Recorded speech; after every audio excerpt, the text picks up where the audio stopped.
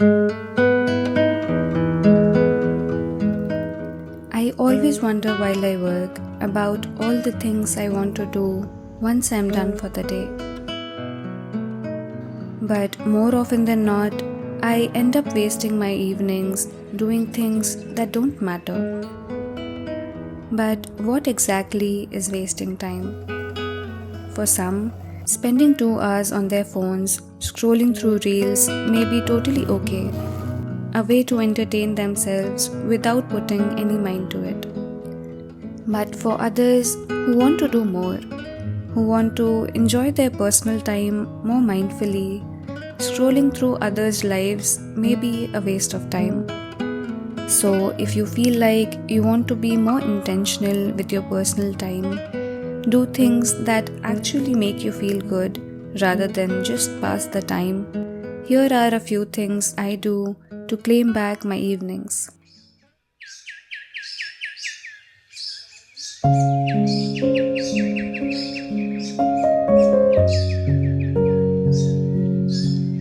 Most of us let our work seep into our personal time on a regular basis.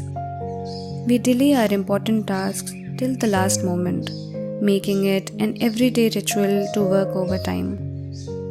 And by the time we are done, there's no time or energy left to enjoy our evenings.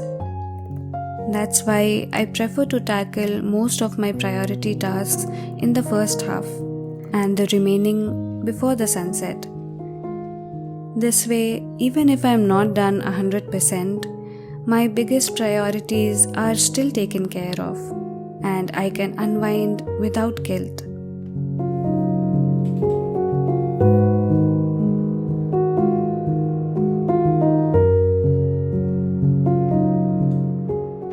After a long day of work, we all crave rest. However, most of us, including me, confuse rest with zoning out. I tell myself I just want to relax doing nothing. Lying on the couch, scrolling and binge watching random videos or shows for hours. And before I realize it, hours have gone by. It's already past 9 and I have no clue how to redeem things now. The truth is that apart from the fact that I spent my evening mindlessly, I also never felt actually rested afterwards. I was rather drained. This clearly told me that real rest is different from numbing out. So I mindfully started shifting to active recovery after work. It can be something simple like gently stretching or a quick yoga session to de-stress your body, a short walk in nature to get some fresh air to refresh your tired eyes and mind. It could even mean spending some time on your favorite hobby, because all of these activities actually calm your mind and body without making you feel drained.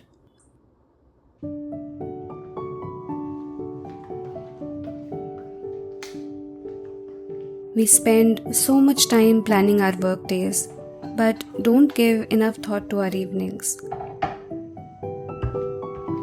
And without knowing what is an ideal evening for me, I always defaulted to what was the easiest and most mindless: screens. And my personal time ended up being a blur of random distractions.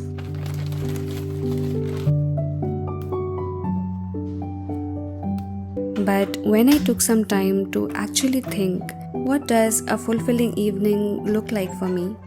Everything started falling in place. For me, a simple ideal routine involves 3 things: stepping outside for some fresh air or a game, enjoying a great meal, whether I cook or order out, with a movie or a show, and finally, indulging in a fiction book. I loosely structure my evenings around these things, and because I've defined what a good evening looks like for me, I don't waste my time doing random things.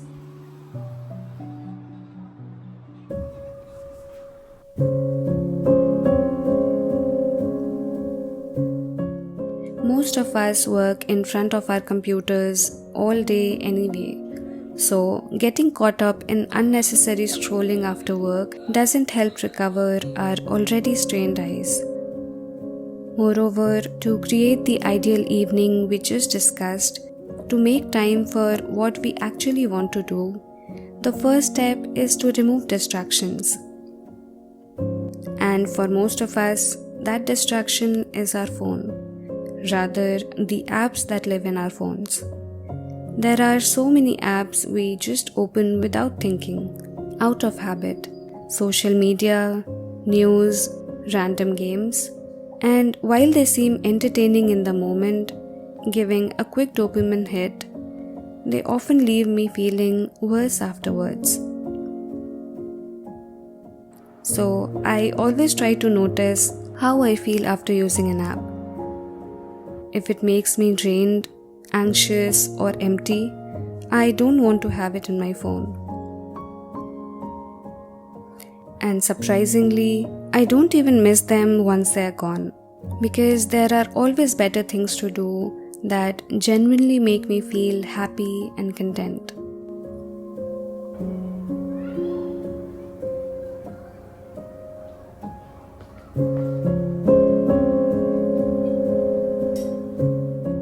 I think a lot of us don't want to commit to routines because they seem repetitive and boring.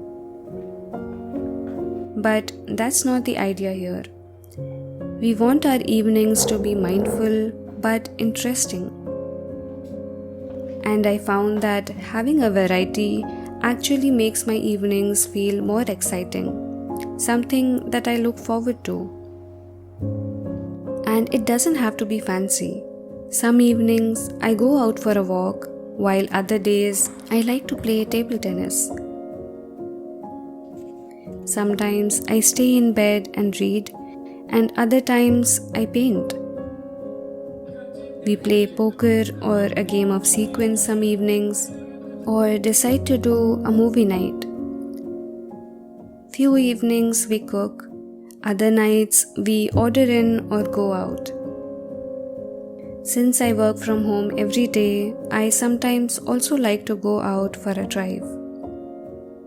When you add variety, even in small ways, it gives you something to look forward to, and that's when you'll never want to waste your evenings again.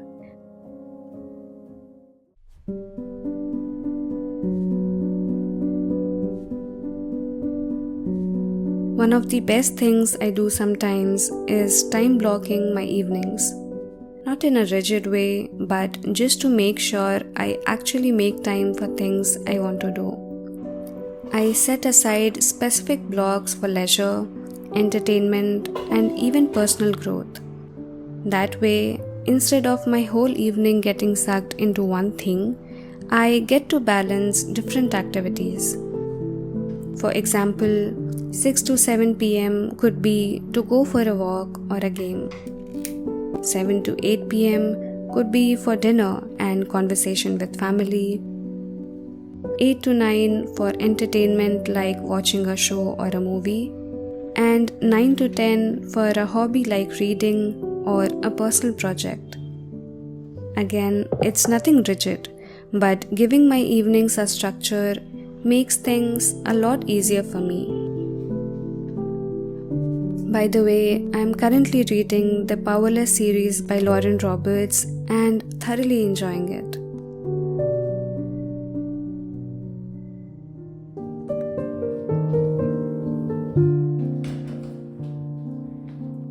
Evenings are a great time to work on things that actually matter to you. Whether it's picking up a hobby, working on a side hustle, or just improving your relationships. For me, this meant dedicating some time to improving my craft, researching business plans, or simply catching up with loved ones.